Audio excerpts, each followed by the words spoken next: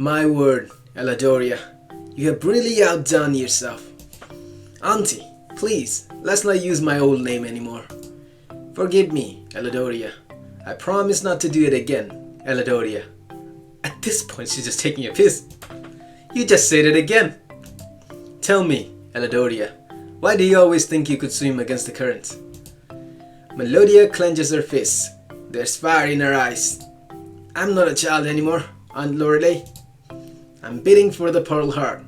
Once I have it, I can finally make my wish. Bid for the heart, you say. With what? Melodia waves her bag of gold in the air. With my life savings. And you think that's enough? Against my wealth? Oh, my naive niece. Do you really think you can outbid me? Lorelei twirls her strand of her hair. Her voice drips with mockery. Queen Lorelei, Melodia, I don't mean to intervene, but no one told me about you two being related. There are more important matters to talk about, my pet. If only my niece knows not to waste her time on trivial things. Think about it. Why would a mermaid want to become a human? It's all I've ever wanted. I won't let anyone stand in my way. Money or no money, I'll do whatever it takes to get the heart. Axonix, he supports me in this. I doubt it. He will side with me and the entire mermaid kingdom. I can't listen. This is torture. Cora covers her ears. She's been standing in a corner the entire time. Lorelei and Melodia want to know who I'm siding with. What should I do? Side with Lorelei, side with Melodia, don't side with anyone. Okay, let's see. Let's talk about the benefits. If I side with Lorelei, yeah, no, useless. I'm still gonna be trapped as a prisoner. Side with Melodia, I'm still gonna be trapped, but I may survive. Don't side with anyone, the most risky option. I side with Melodia. Sorry, my queen. No matter what happens, I'm always behind my friend. Melodia smiles. Lorelei does the opposite thing. She twists her face in a scary frown. You're only saying that because you grew up with her. In truth, you actually care about the future of hundreds of mermaids. As if he cares about his own people, not your people. I know you've got a kind heart, Onyx. I always do. Auntie, stop trying to make him feel guilty. Don't worry, Melodia. It won't work on me. Before anyone else can speak, Melodia gets up and makes her way to the door. I don't have time to argue. See you in the bidding, Auntie. Good luck with your 3 pieces of gold, Eladoria. Melodia exits the suite without looking back. Cora does a bow and follows behind her. She was always so stubborn. Normally I would punish an insurgent like her. But since she's the daughter of my sister, I'll just let her go. Do you think I should feed her to the sharks instead? No, you shouldn't. Letting her go was the better option. Lorelei paces around the room, her eyes brimming with worry. Mariana, my home. I want to see it again. It must have been beautiful. It was beautiful, more beautiful than you could ever imagine. Would you like to see it, my pet? Allow me to enter your thoughts and bestow my memories of Mariana. With your permission, of course. I was thinking you weren't gonna ask for permission. Lorelei wants to conjure an illusion for me? What should I do? Let her enter your mind. Yeah, let her. God. Lorelei looks sincere, so I nod my head. Do it. I need to understand what we're fighting for. Lorelei looks slightly puzzled. Are you sure? Aren't you scared that I might, try to burn you again? Not this time. I know your kingdom is no laughing matter to you. Oh, my pet prince. You sure know how to make me blush. Lorelei raises her hands and the room grows still. Then she begins to sing. Her voice rises like the tide, strong yet beautiful. The song flows through the air, wrapping me in a gentle embrace. Suddenly, the world shifts around us, rippling like a reflection in the water. I panic for a moment, but then I remember it's all an illusion. Soon, I find myself swimming in one of the most stunning places I've ever seen.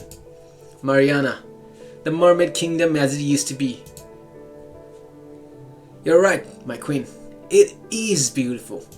The city looks like something out of a fairy tale. Coral castles rise from the seafloor, and fish of many colors swim through the water. This was my home, and I want it back. Lorelei swims in one corner, her hair flowing like ribbons. I realize she's crying. Her tears blend with the sea, creating tiny bubbles from her eyes. Look at what you took from us. You humans destroyed it all. Her seductive nature is gone, replaced by exhaustion and sadness. For the first time, she's not the queen, just a woman who lost her home. What should I do? Comfort Lorelei? Just watch her cry. Let's use the gems. At first, I hesitate. Lorelei has always acted so strong. I never realized until now that she also has a vulnerable side. Before I can second guess myself, I swim closer. Hey, come here. Lorelei looks surprised as I reached out. I try to wipe the tears from her eyes, only to realize we're underwater. Instead, my hand presses against her cheeks. Despite the water, her skin feels impossibly soft. Why are you squeezing my face like a piece of orange? Nothing, I just wanted to wipe your tears. For a moment, neither of us speaks. Her expressive eyes search mine. Then, she whispers under her breath. What is he doing? Humans aren't usually kind like this. You were saying? Oh, I wasn't saying anything. I'm just... For the first time, she's speechless. You probably want to laugh at me right now. Oh, look at the queen. She's crying like a baby. I thought she's supposed to be strong. But look at her now. Sure, she's beautiful and her chest looks really nice. But why is she crying? Hey, stop! I'm not gonna laugh at you. Wait, she just complimented herself, didn't she? You won't? Of course not. I'll never make fun of a person for crying. Except for the one time my knight lost his left shoe. But that's not the point. I don't think we have to be strong all the time. It's alright to let your guard down. Even the Queen of Mermaids needs to show a bit of vulnerability. It makes the other mermaids trust you more. Lorelei tilts her head, as if I just said the most absurd thing. Are you saying I should always cry in front of my legionnaires?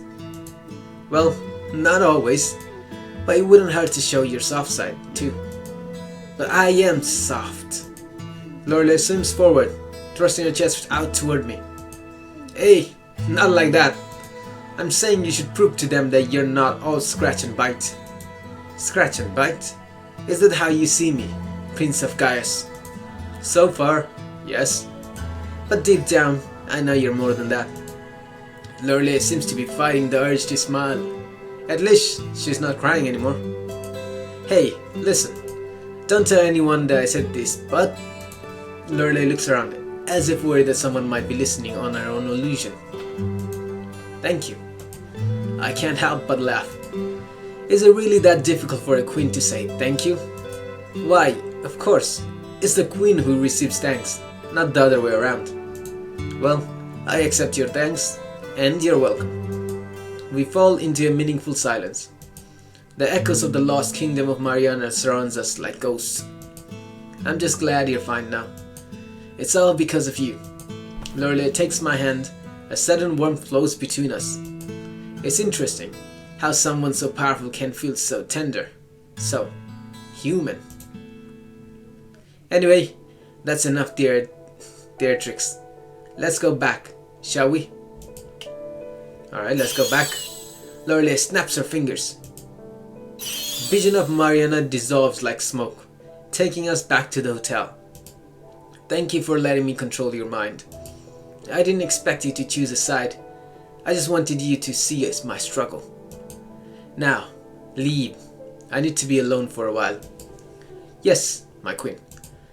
I walk to the door without looking back. But then, please. Curious, I glance over my shoulder. Yes, my queen. You may call me Lorelei, but only in private. A smile spreads across my face. My heart pounds, not from fear, but happiness. Yes, Lorelei, and you may call me Onyx instead of Prince Onyx. Not a chance, you're still my pet. Well, I suppose I'm stuck with that nickname forever. I laughed softly, casting one final glance at her before stepping out of the room. The sun blazes over the marketplace as I leave the hotel. First things first, I need to find Melodia, maybe talk to her. But about what? I push my way through the crowd. She's nowhere to be found. Suddenly, a thick cloth drops over my head. Hey, what's going on? Wait a minute, Onyx getting kidnapped? Hands grab me from all sides, yanking me off my feet. I try to struggle, but it's no use. Let me go! Shut your mouth, Prince! A man's voice rings in my ear. Based on his voice, he's not someone respectable. The realization strikes and sinks in. I'm getting kidnapped by smugglers. And worse, they know I'm a prince. Ooh, who's gonna save me now? Once they pull the sack off my head, I squint against the light. I find myself locked in a cage inside a musty storehouse. At this point, I have learned to hate being in cages. The rumors were true. He really is the Gaius brat. Told you so. This prince is our path to riches. Every rich master on the island will be fighting to get him. You're going to sell me? You can't do that. By the authority of the kingdom of Gaius, I order you to release me. As if that's gonna work, Onyx. Too bad this isn't Gaius. You're in Smuggler's Bay now. Sleep tight, your highness. You will meet your new owner soon.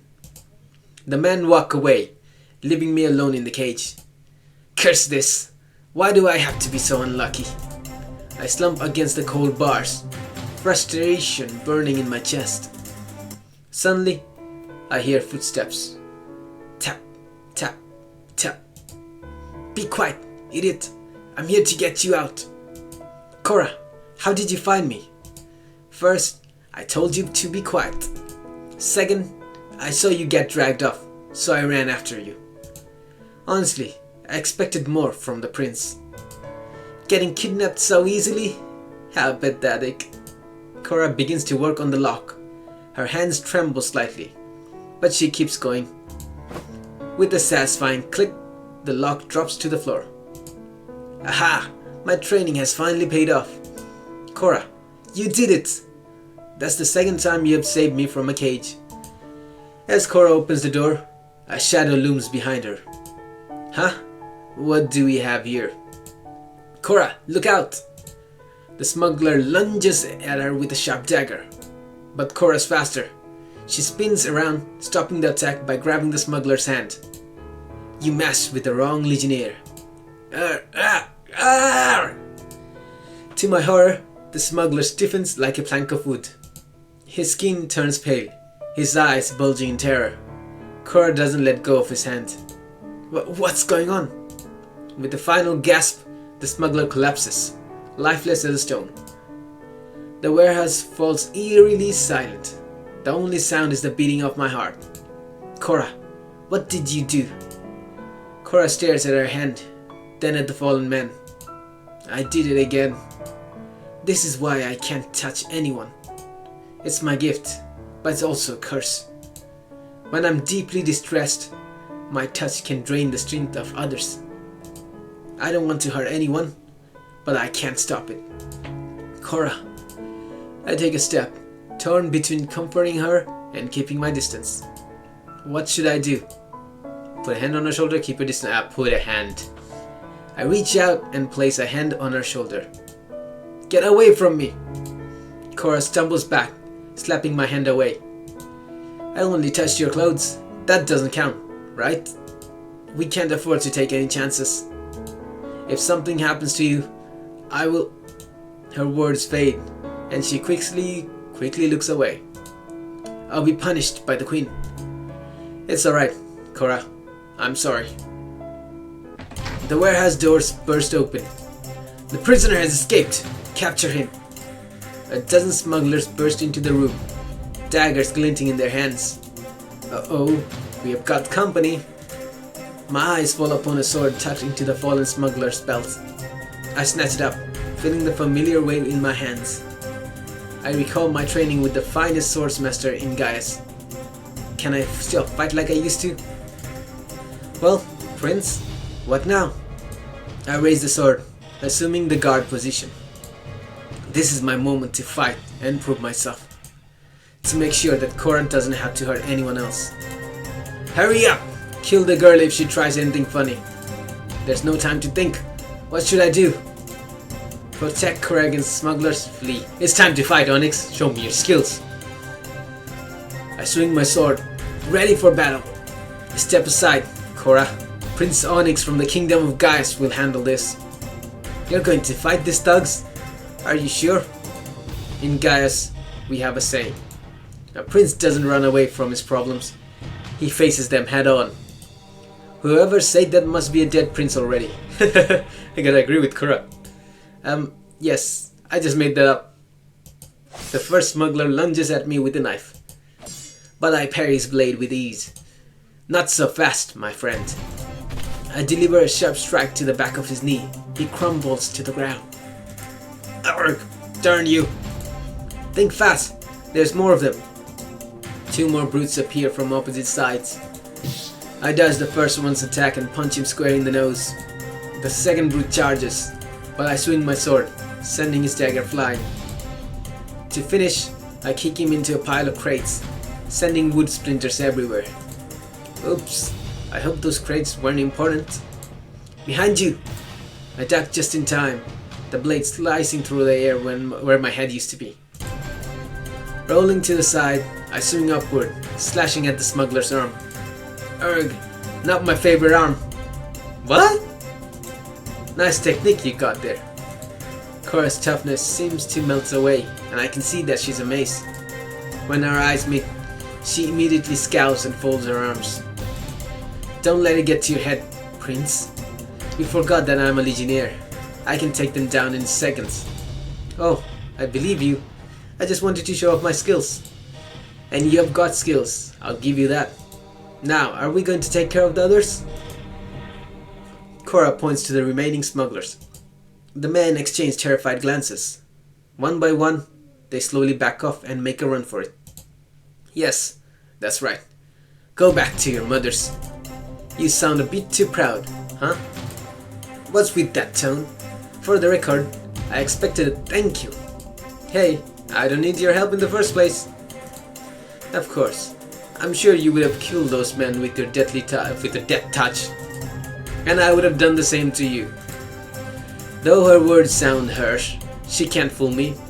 Her eyes show a hint of gratitude. I expect her to walk away, but she doesn't do it.